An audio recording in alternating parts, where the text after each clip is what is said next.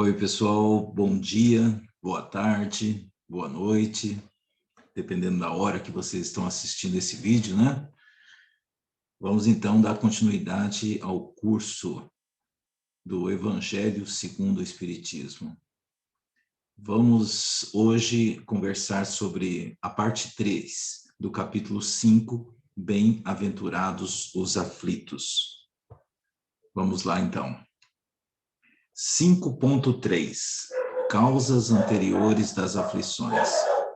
Mas, se há males nessa vida, cuja causa primária é o homem, outros há também aos quais, pelo menos na aparência, ele é completamente estranho e que parecem atingi-lo como por fatalidade. Tal, por exemplo, a perda de entes queridos e a dos que são o amparo da família. Tais ainda os acidentes que nenhuma previsão poderia impedir, os reveses da fortuna que frustram todas as precauções aconselhadas pela prudência, os flagelos naturais, as enfermidades de nascença, sobretudo as que tiram a tantos infelizes os meios de ganhar a vida pelo trabalho, as deformidades, a idiotia, o cretinismo, etc. Os que nascem nessas condições certamente nada hão feito na existência atual para merecer, sem compensação, tão triste sorte, que não podiam evitar, que são impotentes para mudar por si mesmo e que os põe à mercê da comiseração pública. Por quê? Por seres tão desgraçados, enquanto ao lado deles, sob o mesmo teto, na mesma família, outros são favorecidos de todos os modos. Pois é, na semana passada, nós falamos das causas atuais das aflições. Hoje vamos conversar sobre as causas anteriores. O que acabamos de ler aqui são pilares da doutrina espírita, né? São questões que podem ser utilizadas para reflexão. São questionamentos que outras religiões que não são reencarnacionistas têm dificuldade para responder. Por que que o indivíduo nasce aleijado? Por que que o indivíduo nasce com certa deficiência? O que faria uma pessoa para merecer isso? Então, isso tudo que estamos colocando aqui é um dos alicerces principais do Espiritismo. O que faz da doutrina espírita ser crível é justamente essa, dar uma explicação, oferecer uma explicação lógica sobre essas ocorrências. Mas, vamos lá, no primeiro parágrafo, mas se há males nessa vida, cuja causa primária é o homem, ou seja, eu que causei, outros há também aos quais, pelo menos na aparência, ele é completamente estranho e que parece atingi-lo como por fatalidade. Então, tal, por exemplo, a perda de entes queridos e as dos que são o amparo da família. É claro, dói muito certas percas. Muitas vezes nem precisa ser da família. Pode se tratar de um amigo, pode se tratar até de um animal de estimação. São fatos que nos machucam muito. Tais ainda, continuando o texto, tais ainda os acidentes que nenhuma previsão poderia impedir. Aqui, essa frase, tais os acidentes que nenhuma previsão poderia impedir. entendamos aqui, por exemplo, um acidente que pudesse ser impedido não seria um acidente, concorda? O acidente é justamente aquela situação, falando, nossa, gente, me acidentei hoje. Ninguém fala, hoje eu vou sair para bater o carro. Concorda? Então, aqui nós estamos falando de uma situação assim, eu entro no carro, coloco o cinto de segurança certinho e, de repente, vem um carro do outro lado da pista e tira a minha vida. Entendeu? Aí não tem como. Por outro lado, se eu estou alcoolizado e em alta velocidade eu bato o carro no poste, aí não é um acidente. É algo previsível, porque eu já fiz algo antes, eu me alcoolizei e tudo levava a crer que eu não tendo controle sobre as minhas ações, algo pode acontecer. Continuando. Os reveses da fortuna, que frustram todas as precauções aconselhadas pela prudência. Os reveses da fortuna que frustram todas as precauções aconselhadas pela prudência. Então, aqui você tem, por exemplo, a situação... Você lembra do Michael Schumacher, piloto de Fórmula 1? Ganhou 7 títulos mundiais, corria lá todos os domingos, né? 360 km por hora, durante 80 voltas, e não acontecia nada. De repente, ele vai esquiar numa montanha, acontece um acidente, há uma batida muito forte na cabeça dele, e ele gasta quase tudo que ele ganhou montando uma UTI dentro da sua própria casa. E como que você explica isso?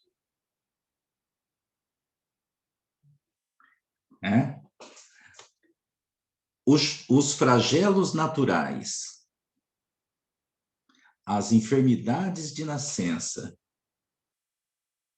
sobretudo as que tiram a tantos infelizes os meios de ganhar a vida pelo trabalho, as deformidades, a idiotia, o cretinismo. Aqui nessa situação nós temos aquela criança que nasce sem um braço ou sem uma perna e cresce e não vê isso como o fim do mundo. Pois existem várias pessoas que conseguem seguir em frente. Nesse texto aqui, não estão falando dessas pessoas. Estão falando daquelas que, mesmo que ela queira, ela não irá conseguir. São aquelas situações que a pessoa vive de forma vegetativa. Continuando. Os que nascem nessas condições, certamente nada hão feito na existência atual para merecer, sem compensação, tão triste sorte, que não podiam evitar, que são impotentes para mudar por si mesmo, e que os põem à mercê da comiseração pública. Porque, pois, seres tão desgraçados, enquanto ao lado deles, sob o mesmo teto, na mesma família, outros são favorecidos de todos os modos. É justamente isso aqui que separa o espiritismo de outras religiões, né? Vamos continuando. Quer dizer, enfim, dessas crianças que morrem em tenra idade e da vida só conheceram sofrimentos? Problemas são esses que ainda nenhuma filosofia pôde resolver, anomalias que nenhuma religião pôde justificar e que seriam a negação da bondade, da justiça e da providência de Deus, se verificasse a hipótese de ser criada a alma ao mesmo tempo que o corpo e de estar a sua sorte irrevogavelmente determinada após a permanência de alguns instantes na Terra. Que fizeram essas almas que acabam de sair das mãos do Criador para que se vissem desse mundo a braços com tantas misérias e para merecerem no futuro uma recompensa ou uma punição qualquer, visto que não hão podido praticar nem o bem nem o mal? Todavia, por virtude do axioma segundo o qual todo efeito tem uma causa, tais misérias são efeitos que hão de ter uma causa, e desde que se admita um Deus justo, essa causa também há de ser justa. Primeiro parágrafo. Que dizer, enfim, dessas crianças que morrem em tenra idade e da vida só conheceram sofrimentos? Problemas são esses que ainda nenhuma filosofia pôde resolver. Anomalias que nenhuma religião pôde justificar e que seriam a negação da bondade, da justiça e da providência de Deus. Se se verificasse a hipótese de ser criada a alma ao mesmo tempo que o corpo e de estar a sua sorte irrevogavelmente determinada após a permanência de alguns instantes na Terra. Então, se o indivíduo acredita que o corpo é criado junto com a alma, e a partir daquele momento que está traçado o destino do indivíduo ou a sorte dele, então isso seria uma negação da bondade, da justiça e da providência divina. Concorda? Porque, pensa, Deus seria maldoso. Deus estaria deixando a pessoa ali ao relento e ele estaria sendo injusto. Porque o outro nasceu com todos os movimentos e esse aqui tem extremas dificuldades. Não faz muito sentido, né? Segundo parágrafo. Que fizeram essas almas que acabam de sair das mãos do Criador para que se vissem nesse mundo abraços com tantas misérias? Aqui ele está seguindo essa hipótese. Se o espírito acaba de ser criado, o que ele fez para merecer isso? Continuando. E para merecerem no futuro uma recompensa ou uma punição qualquer. Ou seja, além de não falarem porque o indivíduo nasce deste ou daquele jeito, ele ainda terá que pagar por isso.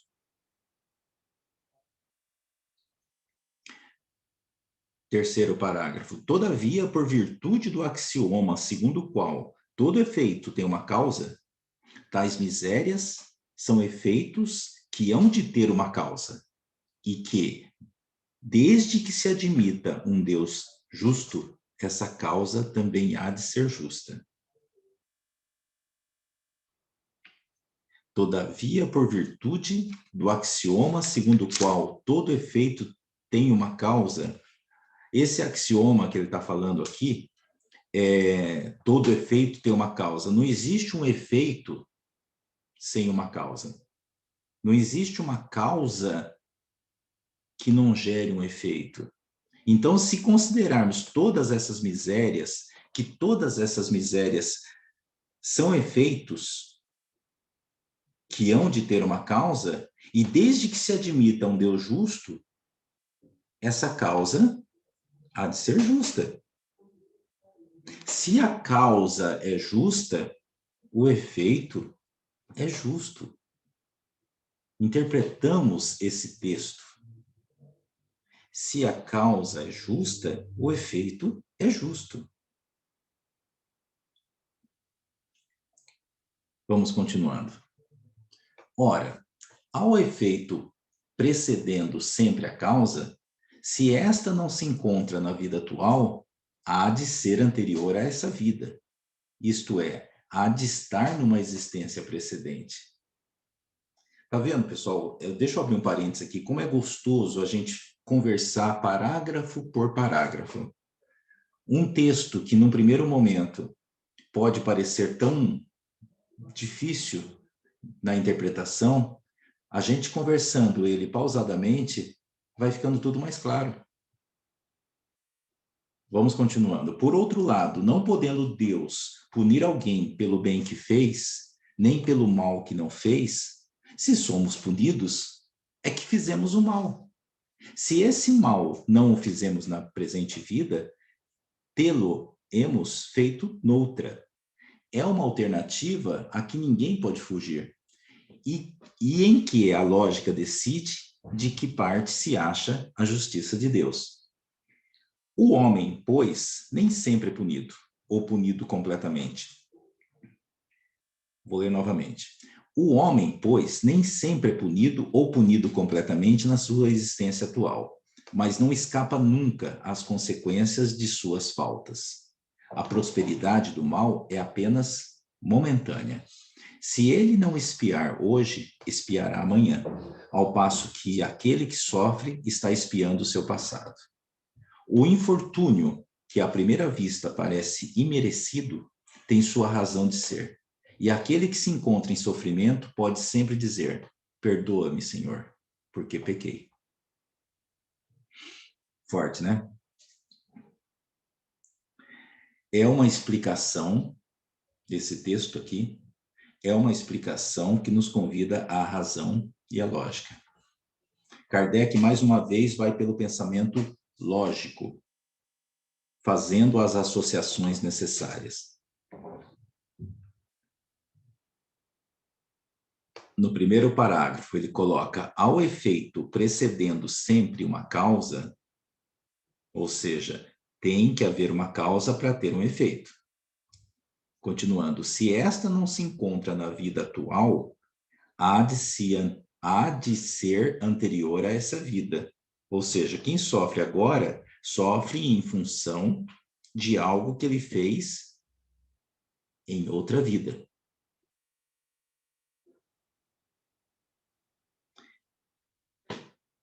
Vamos continuar?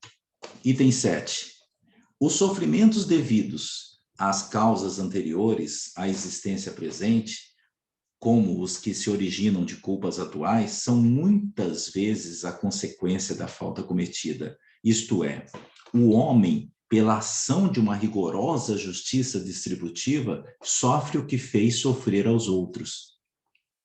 Se foi duro e desumano, poderá ser o seu turno tratado duramente e com desumanidade. Se foi orgulhoso, poderá nascer em humilhante condição. Se foi avaro, egoísta ou se fez mau uso de suas riquezas, poderá ver-se privado do necessário. Se foi mau filho, poderá sofrer pelo procedimento de seus filhos. Assim se explicam, pela pluralidade das existências e pela destinação da Terra, como o mundo expiatório, as anomalias que apresenta a distribuição da ventura e da desventura entre os bons e os maus nesse planeta. Semelhante anomalia, contudo, só existe na aparência, porque considerada tão só do ponto de vista da vida presente.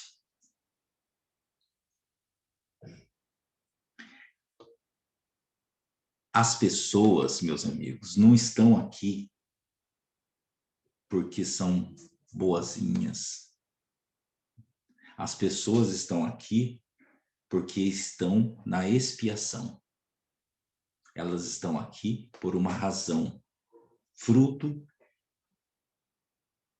do que foi provocado em outras existências.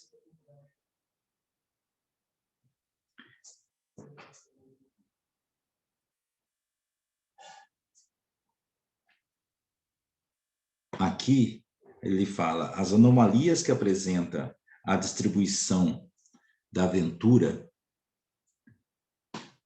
e da desventura entre os bons e os maus nesse planeta. Ou seja, tanto da sorte como do azar, ou da riqueza, ou da pobreza. Estamos todos aqui no mundo expiatório. Semelhante anomalia, está aqui no texto, ó, semelhante anomalia, contudo, só existe na aparência, porque considerada tão só do ponto de vista da vida presente. Então, quando a gente vê algumas situações, não podemos tratar de uma forma modular, olhando aqui, poxa vida, que pobre coitado, vivendo essa situação. Na grande maioria das vezes, ele fez por merecer. Ele está onde ele precisa estar. E ele tem o que precisa. Continuando.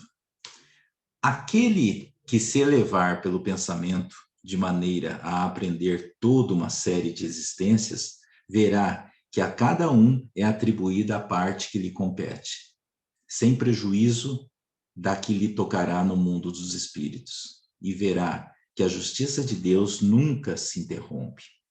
Jamais deve o homem olvidar que se acha no mundo inferior, ao qual somente as suas imperfeições o conservam preso. A cada vicissitude, cumpre-lhe lembrar de que, se pertencesse a um mundo mais adiantado, isso não se daria, e que só de si depende não voltar a este, trabalhando por se melhorar. Item 8. As tribulações podem ser impostas a espíritos endurecidos ou extremamente ignorantes, para levá-los a fazer uma escolha com conhecimento de causa. Os espíritos penitentes, porém, desejosos de reparar o mal que hajam feito e de proceder melhor, esses as escolhem livremente. Tal o caso de um que, havendo desempenhado mal sua tarefa, pede-lhe a deixem recomeçar, para não perder o fruto do seu trabalho. Vocês devem ter conhecido pessoas que foram tiradas da pobreza e depois voltam a viver novamente naquele estágio.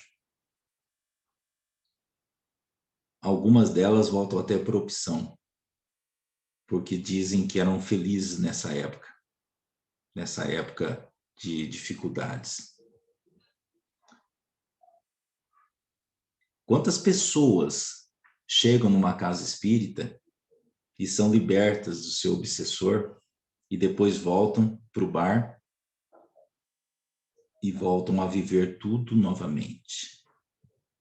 Por que que acontece isso? Porque ela quis. Ela decidiu voltar a viver lá naquele ambiente. Ou seja, para o bem ou para o mal, nós fazemos as nossas escolhas. Pensa nisso. Para os defeitos ou para as virtudes. Então, sabendo que são escolhas que tanto nós, em tantos momentos da nossa vida, temos e decidimos por determinado caminho, os nossos amigos ou a pessoa que está do outro lado da rua, ela também decide por algumas escolhas. E não cabe a nós julgá-los. Vamos lembrar sempre disso. Item 8 aqui, ó. Vou ler novamente. As tribulações podem ser impostas a espíritos endurecidos ou extremamente ignorantes, para levá-los a fazer uma escolha com conhecimento de causa.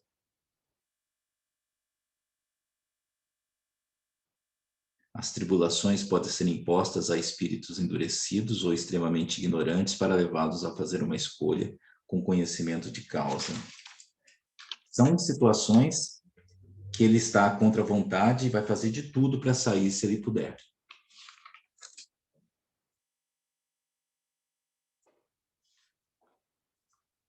Mas também existem os espíritos penitentes que escolhem passar por aquilo. Há sim esses espíritos que falam, eu quero passar por isso. Aí eu faço antes de encarnar, eu escolho passar por essas atribulações.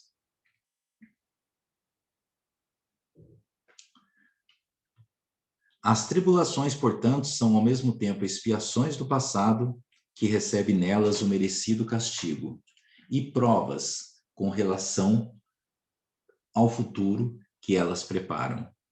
Rendamos graças a Deus que, em sua bondade, faculta ao homem reparar seus erros e não os condena irrevogavelmente por uma primeira falta. 9. Não há crer, no entanto, que todo sofrimento suportado neste mundo denote a existência de uma determinada falta.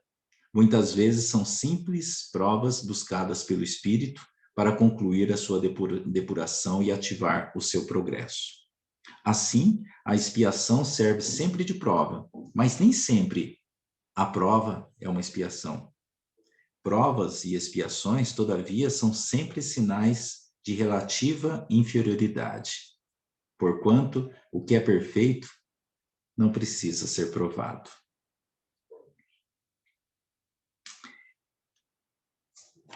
Eu vou dar um exemplo para vocês. Sabe quando um indivíduo vai num cursinho e faz um simulado? Alguns de vocês já viveram essa situação, né? O simulado não vale nada, mas é o momento que você vai ver como que você está depois de tanto estudo, né? Para saber se a pessoa está conseguindo se concentrar na prova, para ver se foi bem, se errou. Ou seja, você pode ser o melhor aluno do cursinho, mas você concorda que você ainda não é o estudante de medicina, ou do jornalismo, ou do direito, ou de engenharia. Então, não importa quanto você seja bom, você ainda é um vestibulando. Não importa se eu esteja aqui pagando uma expiação ou esteja passando por uma prova. De qualquer maneira, isso mostra que eu sou inferior. Eu ainda não sou superior, porque o superior não precisa se provar, concorda?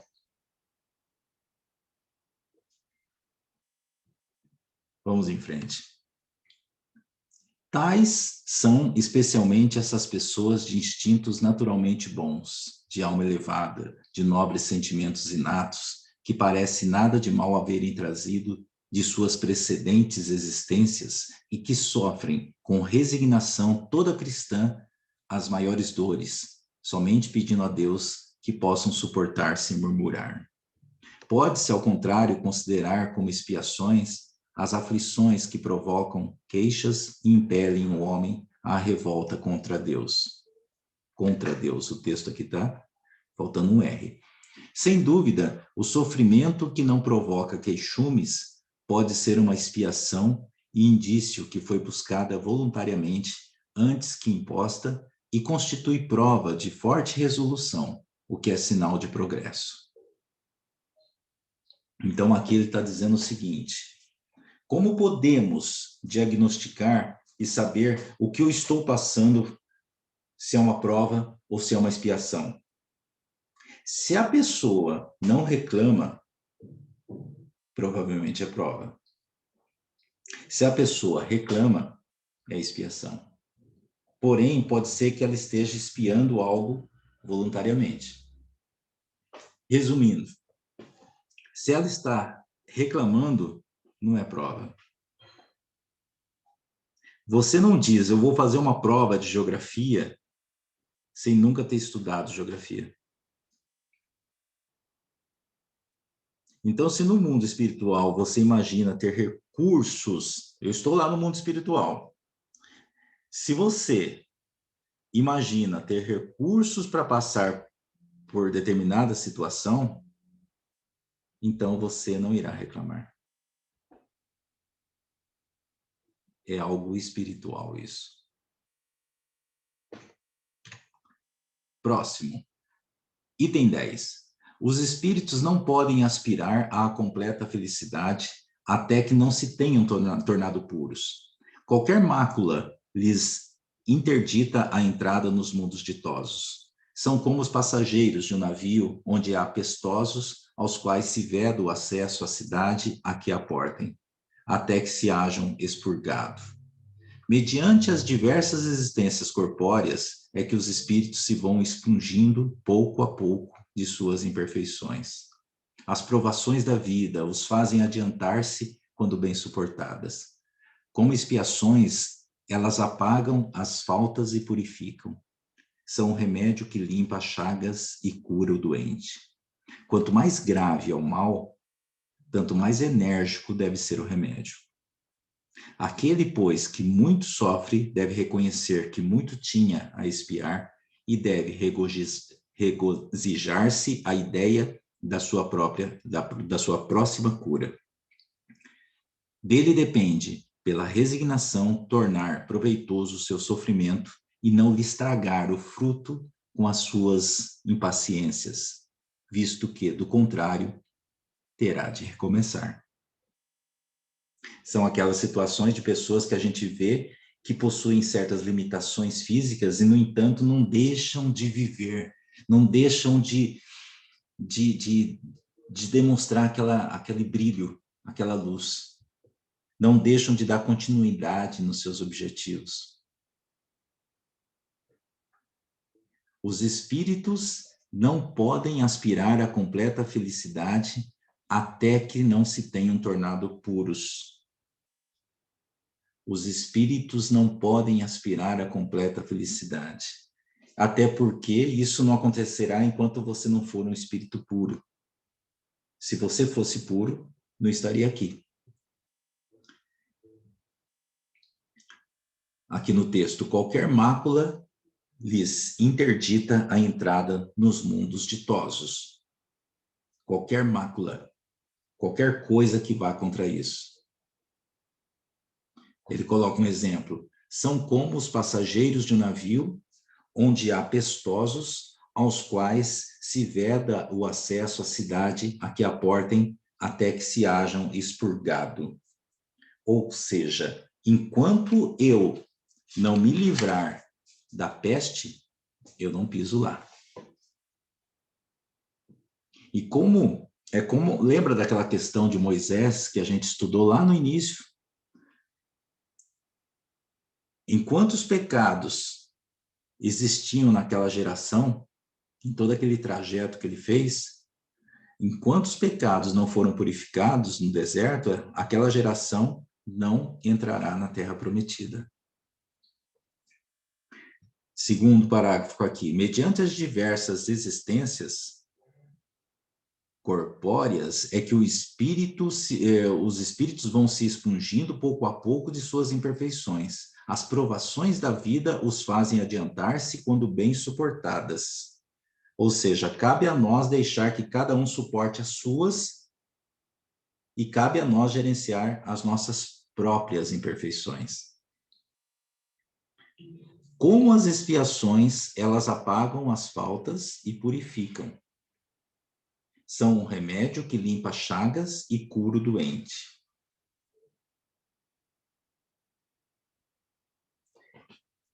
Em algumas situações, eu acho que em várias situações da vida, a gente fala, nossa, aquela pessoa está passando por uma punição muito grande.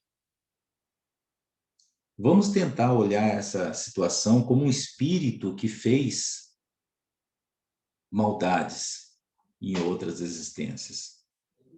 Tão grande quanto aquilo que ele está passando agora. Eu não estou falando, de forma alguma, eu não estou falando de abandonar essa pessoa, deixar ele ao relento, pagando por esse sofrimento. Mas de ter uma visão diferente sobre aquele cenário. E assim, com essa nova visão, poder acolhê-lo, para ensinar a ele o outro lado da moeda, que é o amor. Entenderam? Não estou falando, tem que pagar mesmo. Fica aí na sua. Não. Eu estou falando de ter uma visão que aquilo que está acontecendo com ele é fruto de ações que ele trouxe. Mas vamos acolhê-lo e dar a ele uma visão diferente da vida. Continuando. Aqueles, pois, que muito sofrem, devem reconhecer que muito tinha a expiar e deve regozijar-se à ideia da sua próxima cura.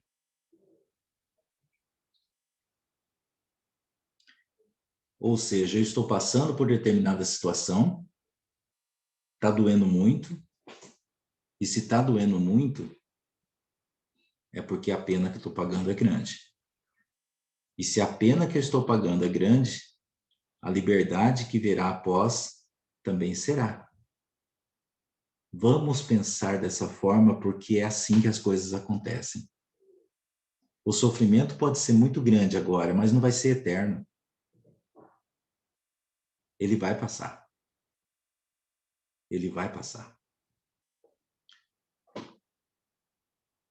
Dele depende, pela resignação, tornar proveitoso o seu sofrimento e não lhe estragar o fruto com as suas impaciências, visto que, do contrário, terá de recomeçar.